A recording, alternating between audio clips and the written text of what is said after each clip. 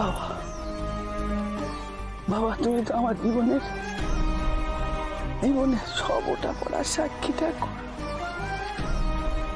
টাকা পয়সার প্রতি আমার কোনোদিন কোনো লোভ নেই ঠাকুর।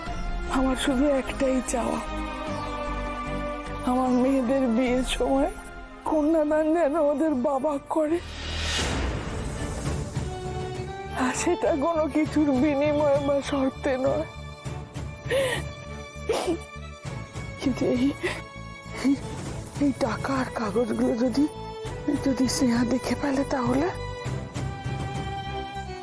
ঠাকুর, ইন্দিরা আর ওদের বাবা যদি এই কাগজ আর টাকাগুলো ফেরত না নেয়, ওদের চোখ আমার হোটেল আর বাড়ির দিকে। ওরা আমাদেরকে এখান থেকে অনেক দূরে পাঠিয়ে আমার হোটেল আর বাড়ি হাতিয়ে নিতে চায় ঠাকুর। তুমি বলতে ঠাকুর আমি কি করবো, আমায় বলে দাও, আমায় বলে দাও ঠাকুর। মা,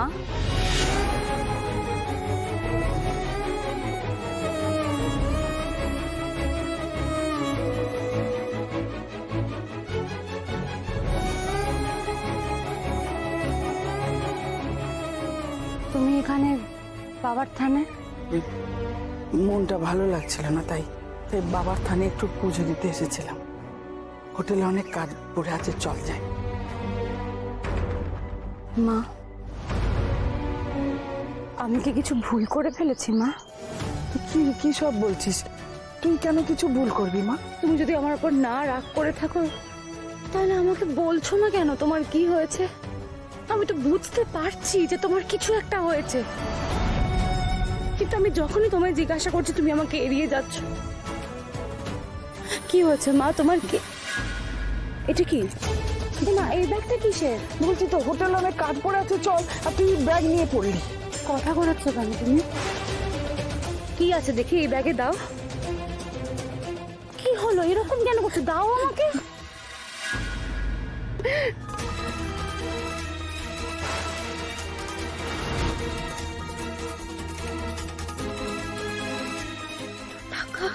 তোর বাবা এসেছিল,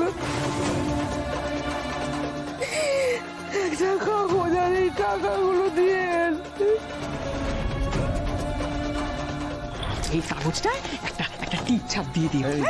হ্যাঁ, এই যে এখানে একটা টিপ ছাপ দিয়ে দিও, কাল আমরা এসে নিয়ে যাবো। হ্যাঁ, ধরো ধরো ধরো, হ্যাঁ।